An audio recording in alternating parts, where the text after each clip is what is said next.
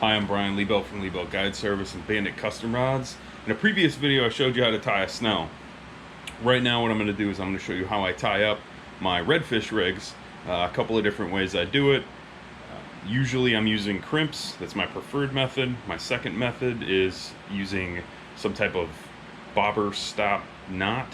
My preferred knot is an Ashley stopper knot. My secondary is kind of a barrel knot. But I'm going to show you how I tie up all that stuff. Stay tuned. In a previous video, I showed you how to tie a snell. If you haven't seen it, go to the link in the comments below. First, I'm going to go over some tools for tying these redfish rigs. So just to be clear, these are for fishing reds on the bottom.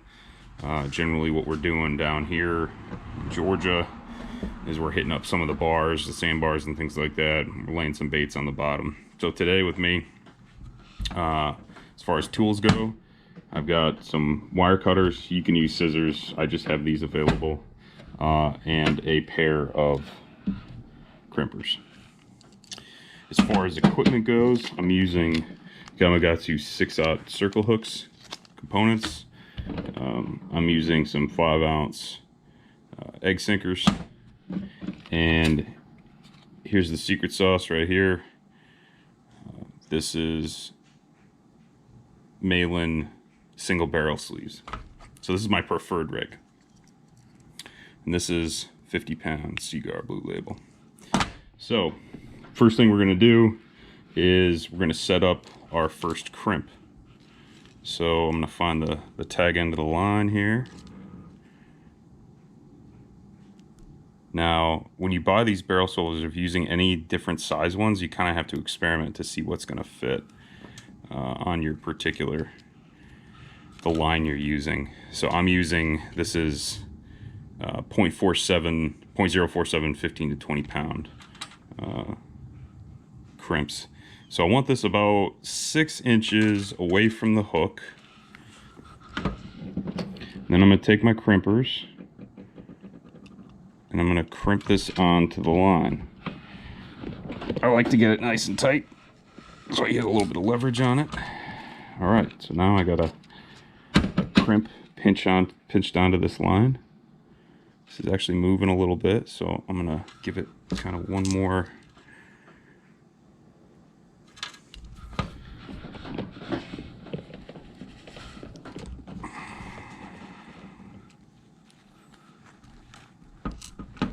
There we go.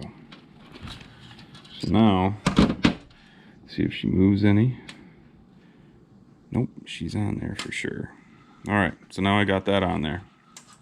Next thing I'm going to do is I'm going to take a bead.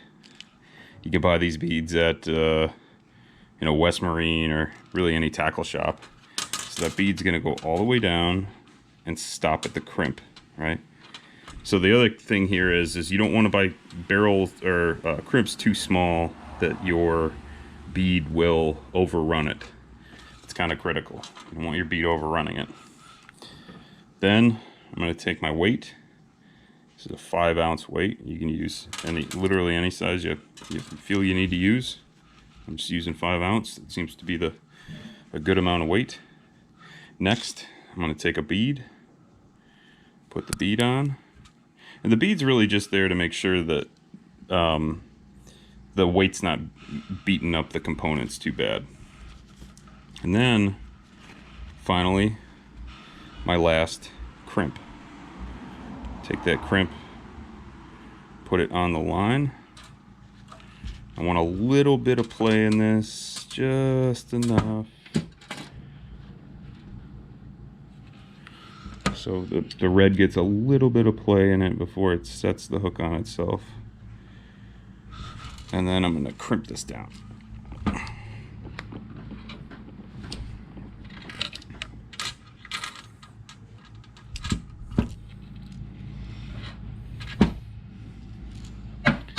And then there you have it.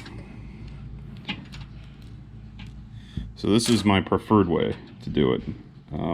This way I found that the weight doesn't overrun the knot. There's really not a knot that I know of out there that is kind of overrun proof, because what ends up happening is this bead hits the knot, kind of wears on it a little bit, and then the next thing you know, the bead will either break or get larger and end up on the other side of the hook. Then you got to retie the rig. This is actually my preferred way of doing it. There you have it. Bottom redfish rig. Fluorocarbon. Now you can buy them in the store and they come in cable. Yeah, it's shark proof, but I find I catch more fish on fluorocarbon than I do with cable.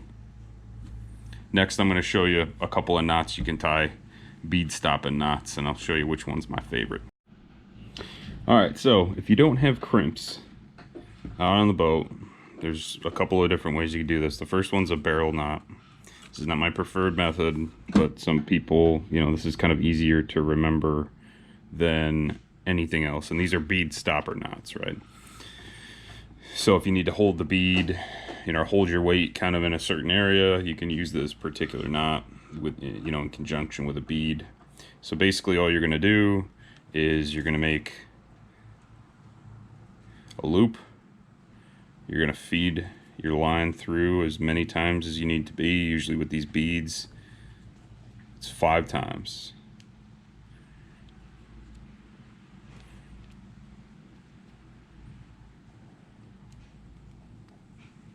And what you'll see is something like this, and all you got to do is tighten it up. It makes a little barrel. The only problem with this knot is when you put a bead on there. Let me throw a bead on there real quick and just show you.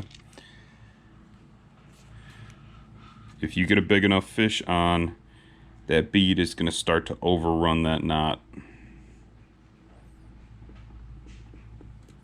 Now there is my preferred method. This is called an Ashley stopper knot, or an oysterman's knot. So basically what you're going to do is you get your standing end, your running end. You're going to make a loop where the running end is on top, okay? And then you're gonna pinch it at the confluence of the 2 lines. And then you come over the top of this line, pinch, stick the line through the hole, the bottom hole. And then all you're gonna do is you're gonna take this line and stick it back through the big loop that you just made, and then you can tighten it up. If I was out on the boat, I'd wet this, but I'm not going to use this particular line. Now, if you look at this knot, it is quite a bit fatter than this knot. And you'll see that when you put the bead on the line, it actually makes it much more difficult for the bead to overrun the knot. Now, I will say that, yes, they get overrun. But if you don't have crimps on the boat and you're really hard up tying a line, you can use this particular knot. This has been how to tie my bottom redfish rigs. If you have any questions, please feel free to post them up in the comments below. Again, I'm Brian Liebelt from Liebelt Guide Service and Bandit Custom Rods. Have fun out there and tight lines.